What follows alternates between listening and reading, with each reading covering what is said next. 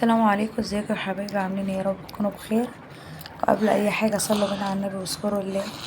تعالوا اقول لكم انا ازاي عملت الطبق القمر ده، وحاجه كده مش مكلفه وسهله وسريعه، مش هتاخد منك اي وقت، وحاجه كده تحفه وجميله جدا وخيال يعني، وطعمها تحفه وفوق الوصف. انتوا شايفين طبعا المنظر جميل جدا. تعالوا اقول لكم انا عملت ازاي الاكله بتاعتنا دي. مش هتاخد معاك اي وقت خالص، ومش مكلفه يعني ولا حاجه. انا بصدر فرخه بس عملت الاكله دي، ما خدتش معايا يعني كتير. انا جبت صينيه كده، كان عندي صدر فرخه في التلاجة، وجبت صينيه كده، قطعت طبعا صدر الفرخه ده مكعبات، وحطيت كده في الصينيه معلقتين زبده وشويه زيت، ونزلت كده بالفراخ بتاعتنا. افضل اشوحها كده، خدتها صدمة يعني، وافضل اشوحها كده. لو فيها اي مية ولا اي حاجة تنشف منها خالص. انا عايزة اشوح الفراخ بتاعتي لما تديني لون ذهبي قبل ما احط اي حاجة. هفضل اشوحها كده شوية حلوين. اهم حاجة تشوحها كويس جدا، هتسيبيها شوية حلوين على النار لما ينشف منها كل كمية المية اللي فيها، ميبقاش فيها مية خالص.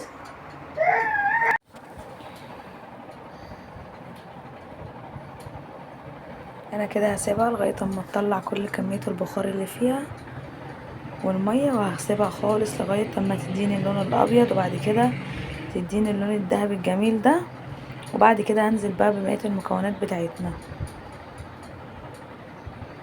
هي كده طبعا خلاص، الميه اللي فيها نشفت خالص زي ما انتوا شايفين كده، ما فاضلش فيها الا معلقه الزبده اللي انا حطيتها، وهي لونها بقى ذهبي كده زي ما انتوا شايفين. هحط بقى كده عليها البصل، هكون مقطعه 3 بصلات صغيرين، وقرن فلفل.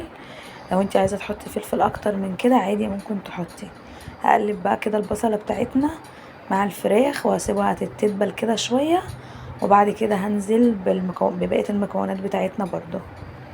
بصوا والله يا جماعه، انت لو جبتي كل حاجه كده وقطعتيها جنبك، وطلعتي عندك لو في صدر فرخه او مثلا نص كيلو بانيه او ربع كيلو بانيه، هتعملي الوصفه بتاعتك دي مش هتكلفك اي حاجه، وهتعمل معاكي كميه حلوه يعني، هتكفي بتاع 5 افراد.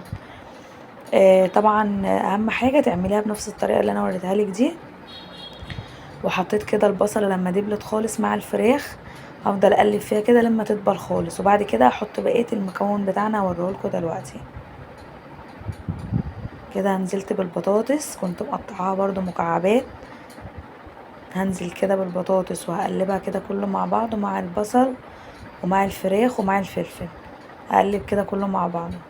والله يا جماعه اعملوا الاكله دي بجد جميله جدا وتحفه، ومش مكلفه يعني. انتي بصدر فرخه عندك او ربع كيلو بانيه ممكن تعمليها، وطعمها كويس جدا يعني، وولادك هيحبوها. طبعا دي التوابل بتاعتنا، كان فلفل اسود على كمون وورقه شوربه، وحطيت كده ورقتين لوري وعود قرفة، كل ده وهقلبها كده كلها كده مع بعضها. لو انتي حابة تحط لها طماطم حطي طماطم، بس انا الصراحة ما كنتش حابة ان انا احط طماطم. هي كانت جميلة جدا كده وما كانتش محتاجة طماطم خالص. لو انتي حابة تحطي طماطميتين ممكن تضيفي لها طماطميتين. هعمل بقى جنبها ايه بقى، حاجة عظمة يعني. هعمل بقى جنبيها شوية رز، بس شوية رز مختلفين، مش هعمل رز ابيض ولا هعمل رز بشعرية. انا كده طبعا هسيبها تستوي كده على النار، واحط لها طبعا اخر حاجة معلقة التوم. معلقة التوم دي هتخليها طبعا في حتة تانية، تخلي ريحتها كده وطعمها في حتة تانية. عايزة بقى تعمليها جنب شوية مكرونة محمرين، شوية رز، عايزة تاكليها بعيش، هي مش هتقول لا، هي تحفة في جميع الحالات يعني. هقلبها كده، هي عاملة كده زي كباب الحلة بالظبط، وريحتها جميلة جدا. هقلبها بقى كده واسيبها تستوي براحتها. ممكن تحط لها بس ايه، نص كوبايه ميه علشان تستوي معاكي كويس. وهتسيبي طبعا نص كوبايه الميه دي لما تنشف خالص من عليها، وهتكون البطاطس بتاعتها استوت والفراخ برضو استوت كويس. وهوريها لكم برضو دلوقتي بعد ما تستوي خالص هتبقى عامله ازاي. طبعا هنحضر بقى كده حله جنبها، وهنحط برضو فيها شويه زيت ومعلقه سمنه، وهننزل بقى ايه كده بالرز بتاعنا. كون غسله الرز كويس جدا وحطيته كده على السمنه. احط ايه بقى كده فوق الرز، هحط شوية عدس اصفر كنت برضو غسلاهم كويس جدا، واحطهم كده فوق الرز. شوية العدس بالرز ده يعني انا بعشقه، ولادي بيعشقوه كويس جدا وطعمه جميل جدا. وجربيها تدعيلي قوي مع الوصفة اللي انا وريتها لك دي.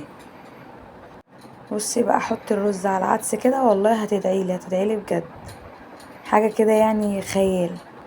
هم طبعا الاسكندرانية بيسموه كشري. فانا طبعا عملته كده جنب الفراخ. انا كنت اول مرة انا كنت على طول بعمله جنب بيض مسلوق وبطاطس محمرة وكده. جربت بقى تعمليه جنب الفراخ بالبطاطس، جربيه كده وهتدعيلي بجد، طعمه جميل جدا. طبعا انا حطيت كده وانا بكلمكم شوية فلفل اسود وواحد مكعب شوربة كده، وهقلبه كده كله مع بعضه. وبعد كده هسقي بقى الرز بتاعنا بعد ما يستوي، هسقيه بقى الميه بعد ما اقلبه يعني شويه كده ويفلفل. هحط له بقى الميه بتاعته. ودي طبعا البطاطس بتاعتنا بعد ما استوت خالص، وزي ما انتوا شايفين كده البطاطس بتاعتنا استوت و...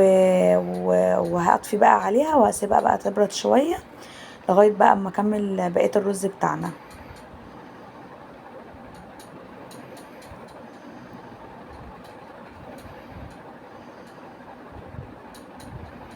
كده الرز طبعا علشان يديك اللون الاصفر ده حطيت له كده شويه كركم عشان يبقى لونه اصفر يعني كده وجميل. وهقلبه بقى كويس جدا كده. انا فضلت طبعا اقلب فيه لغايه اما كل ما تقلبي فيه كده على النار هتيجي بقى تسقيه، وبعد ما يتشرب هيبقى مفلفل معاكي كده كل واحده وكل رزايه برزيتها كده. هسقيه بقى دلوقتي وهسيبه بقى كده يتشرب ويستوي براحته.